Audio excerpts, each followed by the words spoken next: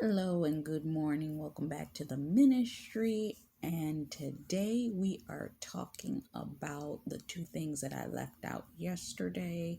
This is kind of a part two, um, where we're going to talk about the Martin episode and the shotgun wedding. Okay, continuing off with the same sentiment. The reason why I have been very much uncomfortable with talking about weddings is there is two fields of thought right now that is going on in the community of the Christian believer.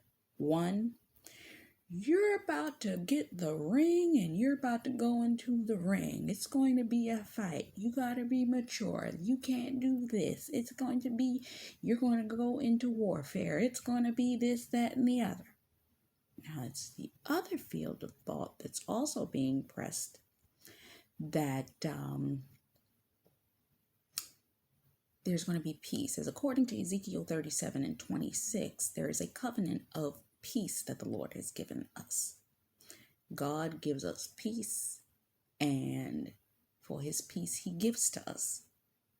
So we must receive the peace upon our lives, our relationships, so on and so forth.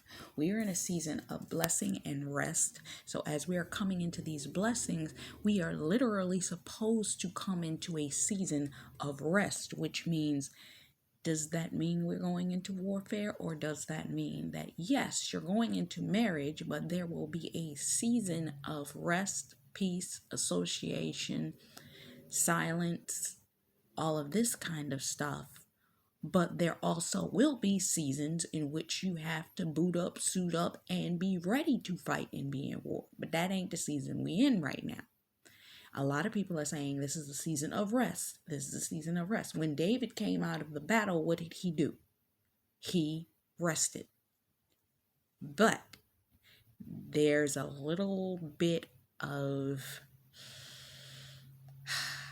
you can't expect it to be, okay, I'm Gucci. I got this blessing. I'm great. Great. We're jumping into this marriage and it's peace.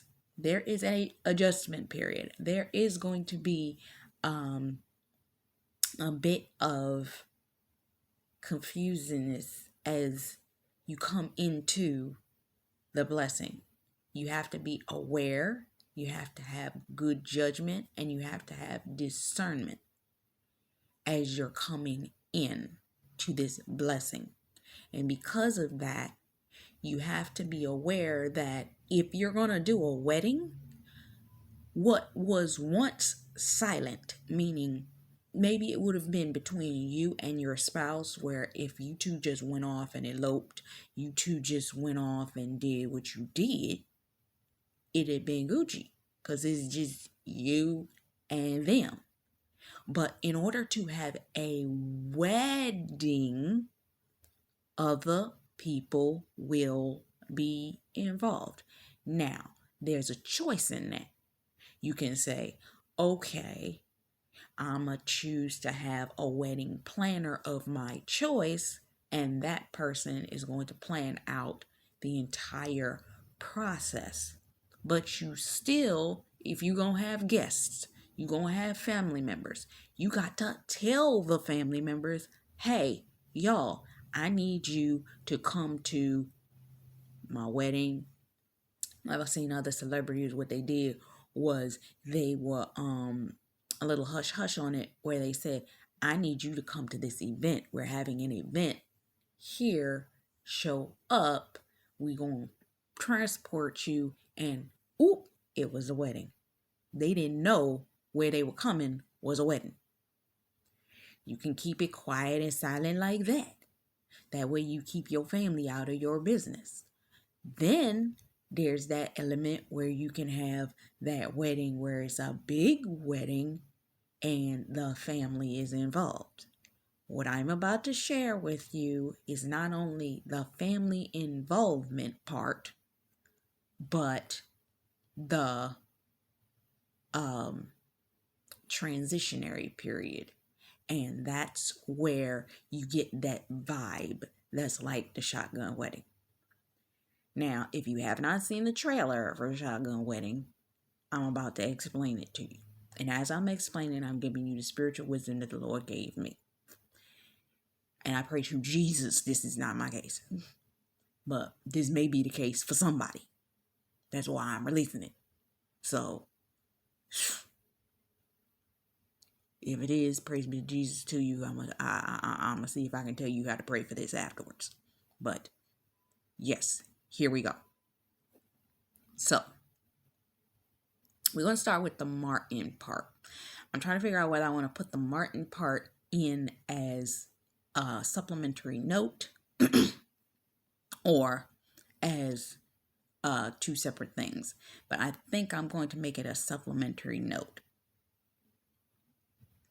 We're going to start with Martin because of the fact that it talks about how the involvement of the family. Look, I don't know what the Lord's telling you, but some of you may be close to your family. Some of your spouses may be close to their family. And because y'all close to your family, you may have two different viewpoints on how family should be involved in a wedding. But because this is God's thing, me personally, I will keep everybody out of it, to be honest with you, because that prevents frustration, anger, confusion, all kinds of people trying to get involved, talking to your ear, all that kind of stuff, because they know what you're doing. Zip it. And this is why. In the beginning of this episode, we see Gina is frantic because they close to the wedding and she's trying to double check, triple check, check, make sure all of these things are in order for the actual wedding day, which I believe is the next day, or it's coming very shortly. And she and Pam are sitting there and she's telling Pam, just go over it with me again and again and again. And her friend's like, we already went over this. She's like, do it again. You don't need the stress of having to triple, multiple check all this kind of stuff. If you can afford to have your wedding planner, please get one. If your spouse got it like that, get your wedding planner. Get your wedding planner. But if you've been listening to the words that I've been listening to, and the Lord has brought you before people to that it's like that, number one, you should already have planned this wedding out. Because the Lord has spiritually been giving you understanding. Look, you're getting ready to get married. You're going to go here. You're going to do this. It's going to be like this. I need for you to plan this out. The Lord gave me wisdom back in 2016 to write out a wedding plan. I went to a business event, which I was fought because I got sick that day. And the reason I knew I got sick was because it gave me spiritual clarity that when I crossed certain people's path, I could feel the angels touching me to let me know that's somebody you need to talk to. And I sat down and I talked with this woman and she said something to me. She said, when you plan it, the husband will show up. I said, all right. So I sat down the next day and I planned out the entire process for a short-term wedding. The Lord showed me a period of time. And I planned out for that period of time. Planned the whole thing for that period of time. Okay? Then, all you have to do if you've done this and the Lord has orchestrated it right, He will orchestrate you with the assistant, meaning you have a wedding planner. He'll have the person that's supposed to help you with this event assigned to you, meaning the wedding planner will be there. So what they were discussing and having a dispute about was, who's going to help me figure this out? She couldn't figure it out. She's panicking. She goes and she reaches out to her mama. Then he gets the brilliant idea that he gonna go and reach out to somebody he think is a person that is good for him. And you know he went and grabbed Hustle Man. Now we got smart husbands, okay? They ain't gonna just go grab anybody to assist them in planning the wedding. 9 times out of 10, they gonna leave that stuff to us anyway. So she brings her mother in, and her mother goes and calls this very prissy, primpy white woman that's a wedding planner. 9 times out of 10, y'all go figure out who you want your wedding planner to be. Let the Lord minister to you who you want your wedding planner to be, so that you can get that wedding planner. Let the Lord lead, because if he has somebody specific for you, he will lead you at the correct right time, that when it's time to plan that wedding planner will be there and be ready and available. You don't need nobody coming in bringing in confusion. And this is what we were seeing between the two of them. She's got her mama there, and then she got the wedding planner, and the wedding planner sitting up there. We gonna have violins and this and that and the other thing. And then he got his confusion. Now, come on now. Your men are probably smarter than that.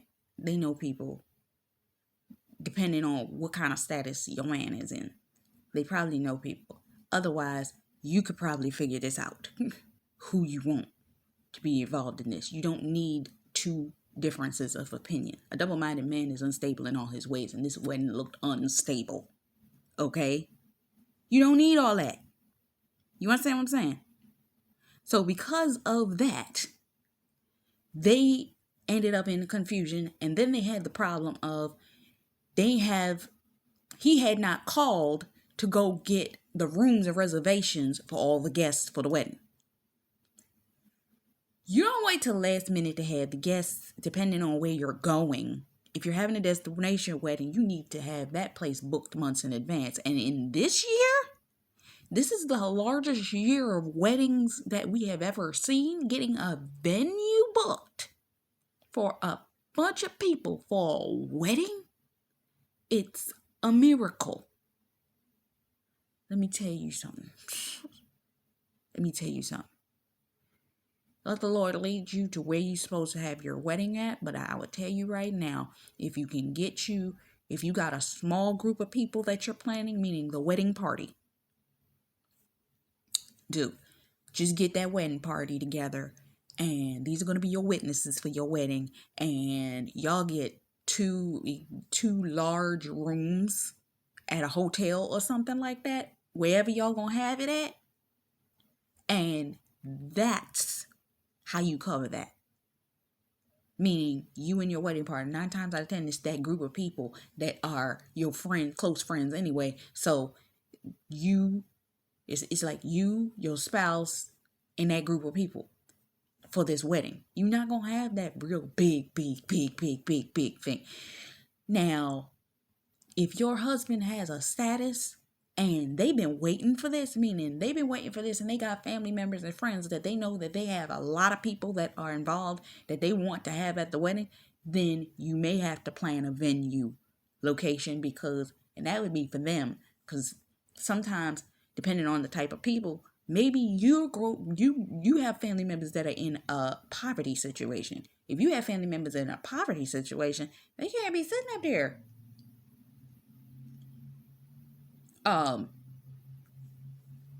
going to locations like that.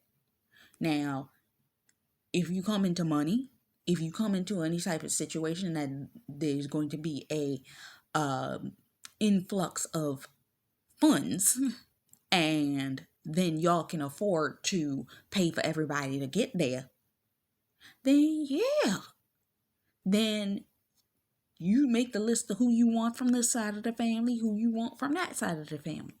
But you also got to think of the fact that you got your family, like mom, dad's side, meaning that's 2 different sides of the family anyway, just on your side, aside from his side and his friends, if you don't got friends like that. And you got to think of how that's going to align itself for transportation, so on and so forth. And remember, we just came out of a Pandora's box, so there may be certain restrictions and so on and so forth.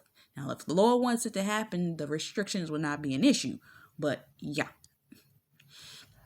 Next, with all of the confusion that by bringing the families together, everybody wants their mouth in your business.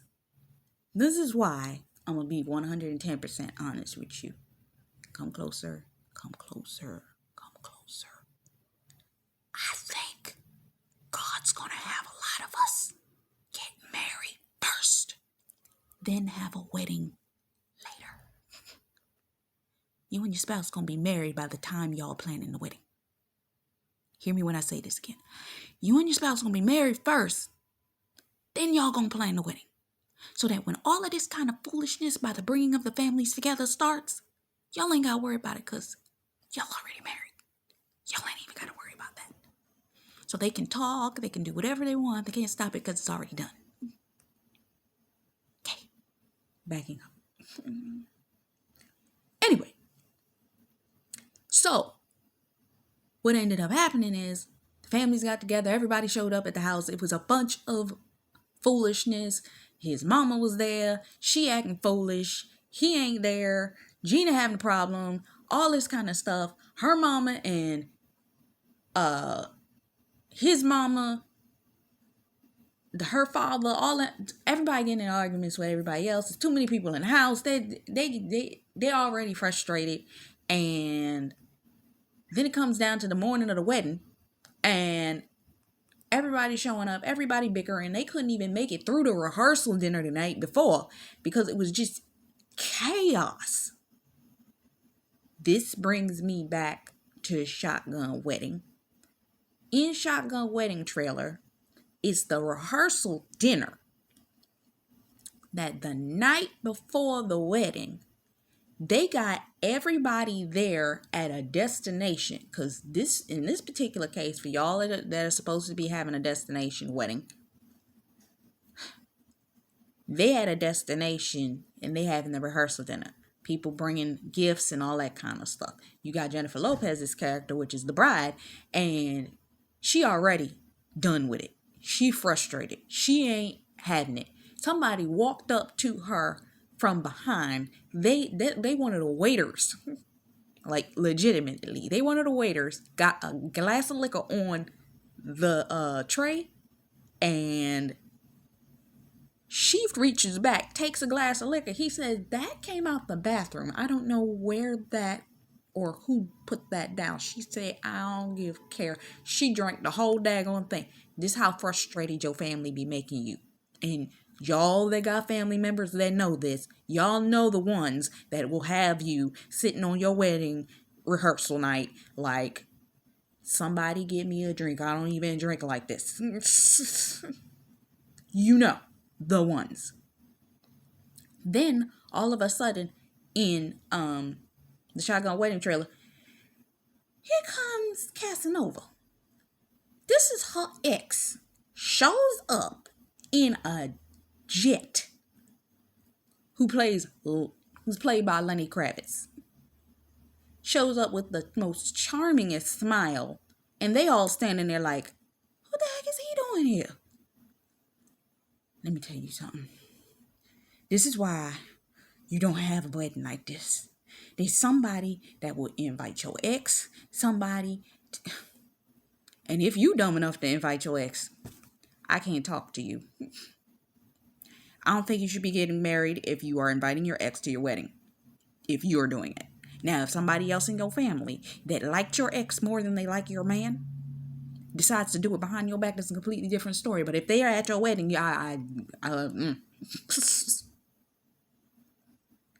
be careful of the people that you are inviting to your wedding because they going to show they behind. Okay? Be cautious. Be alert. Understand. Okay? Are we alert?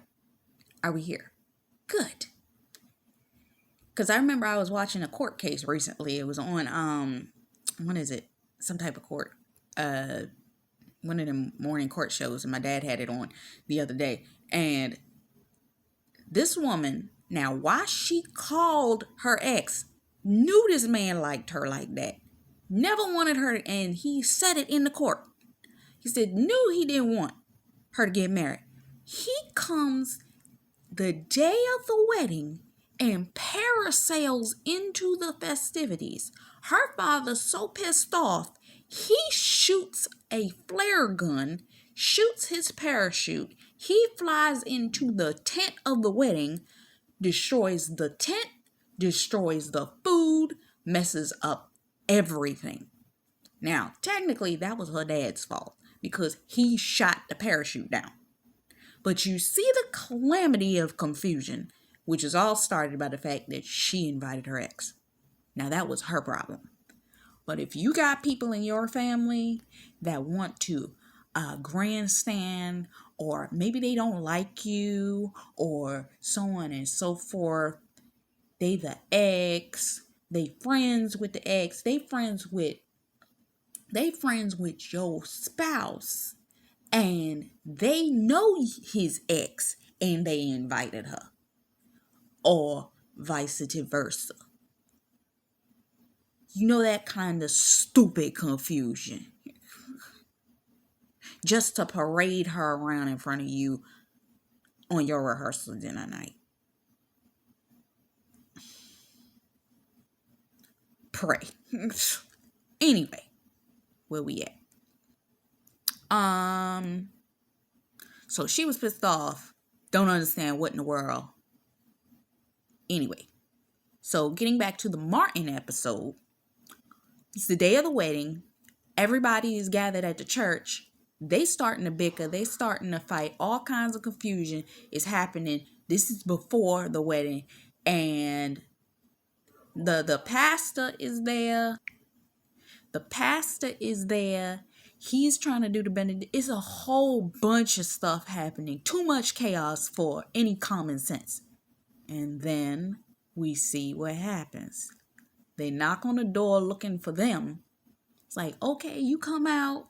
Okay, you come out. They calling everybody. Ain't nobody there. Cole comes out and says, look, y'all can't get it together, so we gonna leave and we gonna take the remainder of the wedding party with us and we out. And they went off to Hawaii and had the wedding. Okay? Funny enough, last night I was looking at Dr. G, and she did a video on Keys to the Kingdom saying somebody going on Hawaii. And when you get there, there's going to be a blessing that you didn't know was going to be there. Maybe that's for somebody listening to this word. And actually, the movie Shotgun Wedding takes place on an island. I don't know whether it's Hawaii or one of them like Costa Rica, some type of islands. So this may be relevant for somebody. So play close attention. So they take off and they're going to have their wedding elsewhere. Now, getting back to the Shotgun Wedding, so we got past the X part.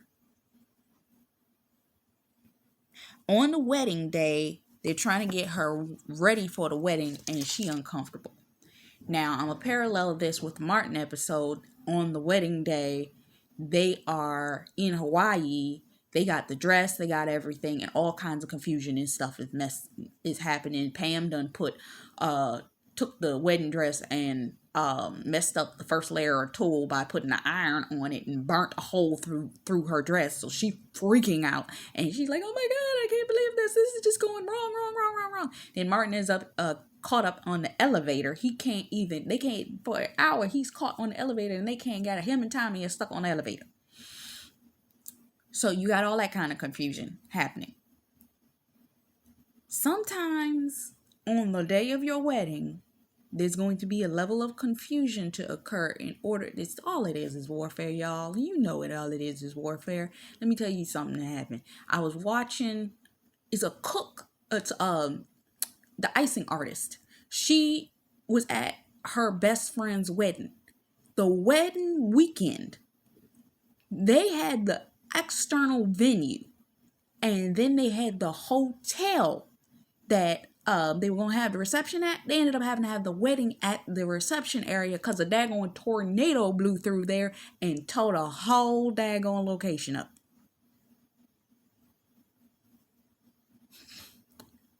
Anyway, the actress that played in the show that I used to watch when I was a kid, I remember seeing the video on Celebrity Weddings.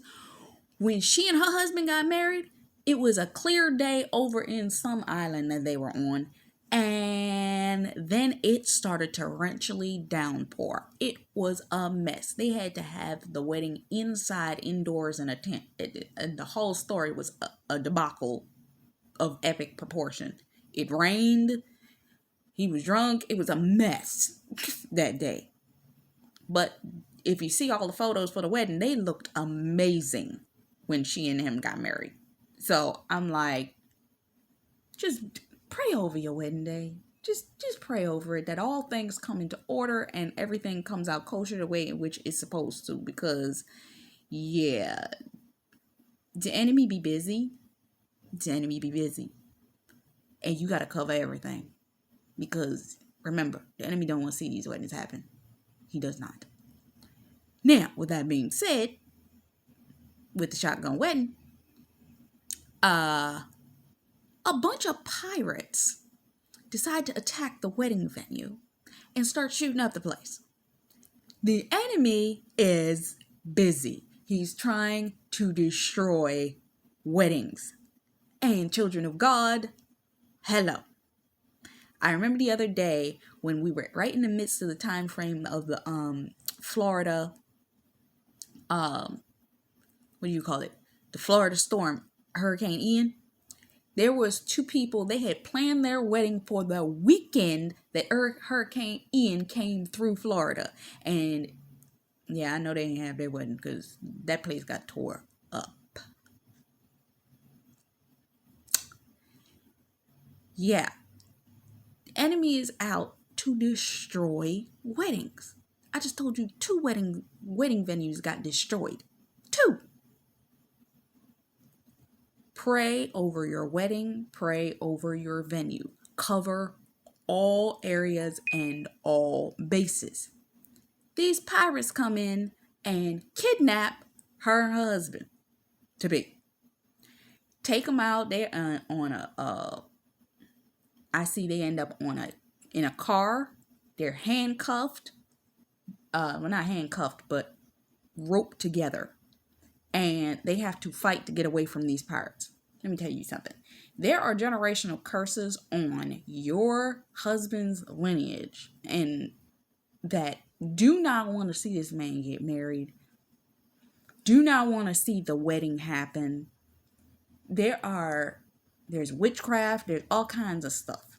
And depending, Lord, do you want me to say that? Really? Research the area in which you desire to have your wedding at, because there, I pray thee do a spirit map. Go online and look up spirit mapping. There's a list of things that comes up in relation to spirit mapping. You want the document that gives you the list of the things you're supposed to research, because I did this when I was living in New York. Do this for the island in which you desire to have your wedding at, if you're going to do it. Because you want to know what spiritual principalities and things are in that area. Because you could be